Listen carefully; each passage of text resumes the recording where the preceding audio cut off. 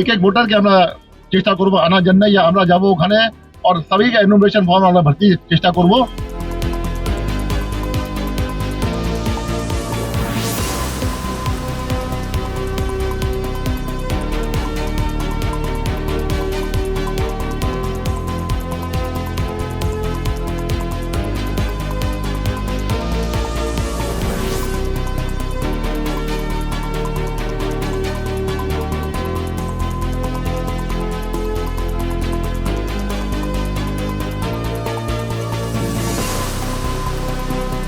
অনেক ডকুমেন্ট আছে, প্রায় 11 ডকুমেন্ট আছে, 12 ডকুমেন্ট আছে, তারপরে বি আমরা দেখবো, তারপরে বি আছে আমাদের কাছে, ও আছে লোকাল ইনকোয়ারি করা, লোকাল এভিডেন্স নেওয়া আমাদের আছে। এক্সেপশনাল কেসেস আমরা করতে পারি, এখানে দেখবো কি এক্সেপশনাল কেস আছে, মেয়েদের আছে এখানে লজ্জা পাচ্ছেন আসার জন্য আমাদের কাছে যাচ্ছেন না, বাট এদের ডেমোক্রেটিক রাইট আছে, আমরা প্রত্যেক লোকের ডেমোক্রেটিক রাইট যে আছে ওটা প্রোটেক্ট করবো। এই স্পেশাল রোল অবজার্ভার যে কোন স্পেশাল রোল অবজার্ভার যে 5 জন স্পেশাল রোল অবজার্ভার কালকে আসছে ওরা কালকে আসছে।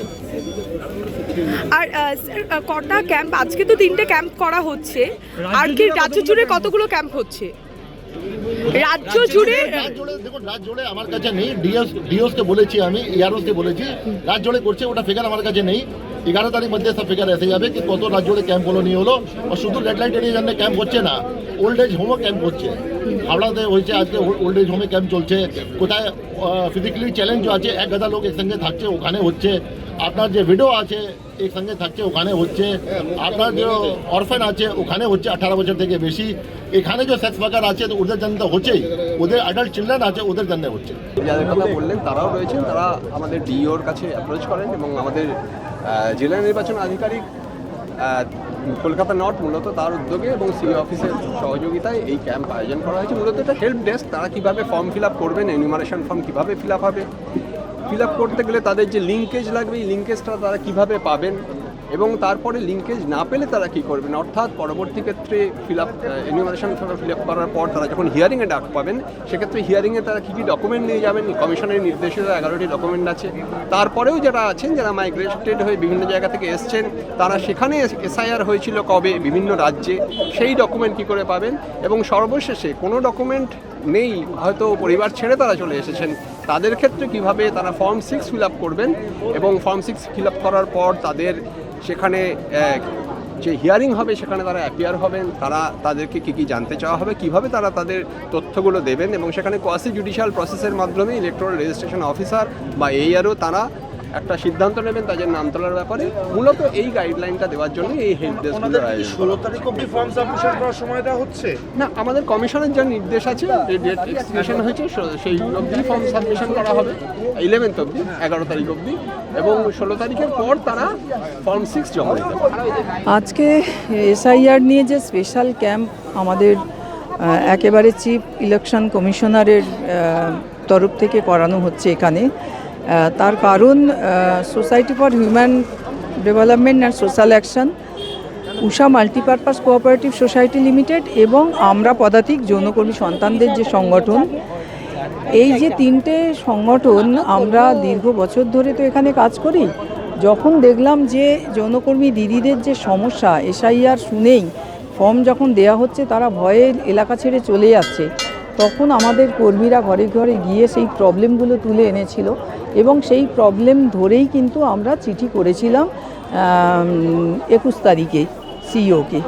তারপরে 29 তারিখে আমরা যাই, গিয়ে সেখানে দেখা করে কথা বলি এবং সেখান থেকেই ওনারা সিদ্ধান্ত নেই যে এরকম সমস্যা যখন যৌনকর্মীদের, তাহলে আমরা কিন্তু শুধু সোনাগাছির জন্য বলিনি, আমরা বলেছি গোটা কলকাতা এবং অল ওভার ওয়েস্ট বেঙ্গলে যত এলাকা আছে।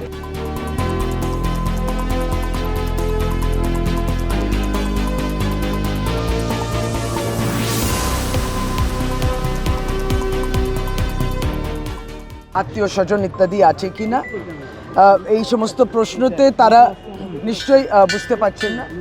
এবং আমরা উপরে অংশটা তাদের ভরছি যেখানে তাদের ভোটার, আধার কার্ড সবটাই তাদের রয়েছে, এমনও যে পাসপোর্টও রয়েছে। সুতরাং সেটা ভরে এবার হিয়ারিং করে, তার হিয়ারিংয়ে যদি ডাকে আমরাও সেটা নিশ্চিতভাবে দেখব যে বিগত সমস্ত নির্বাচনে আমরা তো দেখছি বছর পর বছর তারা এখানে আছে, বাদ তো পড়তে পারে না এইভাবে।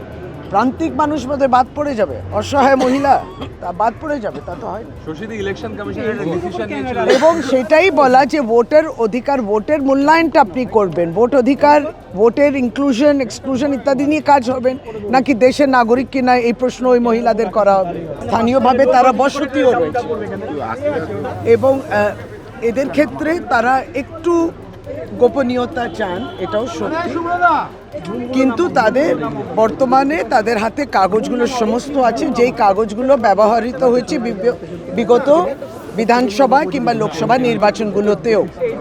সুতরাং সে কোনো প্রকৃত নাগরিক যেন বাদ না যায়, যেমন আমাদের মাননীয় মুখ্যমন্ত্রী মমতা বন্দ্যোপাধ্যায় আমার দলনেত্রী বলেছেন, এখানেও আমরা তাই জন্য একটু ঘুরে যাচ্ছি এবং এই ক্যাম্পগুলোর মধ্যে যাতে কোনো প্রকৃত নাগরিক মহিলা এখানে যাতে বাদ না যায় সেই চেষ্টা। সুতরাং এই ক্যাম্পে তারা যাতে আসতে পারে, তাদের জন্য সেই জায়গাটাও আমাদের করে দিতে হবে, ওইটুকু প্রিভেসি ওরাও চায়। কোনো ডিটেনশন ক্যাম্প ইত্যাদি এইগুলো যেটা আছে, এগুলো কিছু হবে না, ডিটেনশন ক্যাম্প তো হবেই না, মুখ্যমন্ত্রী বলে দিয়েছেন।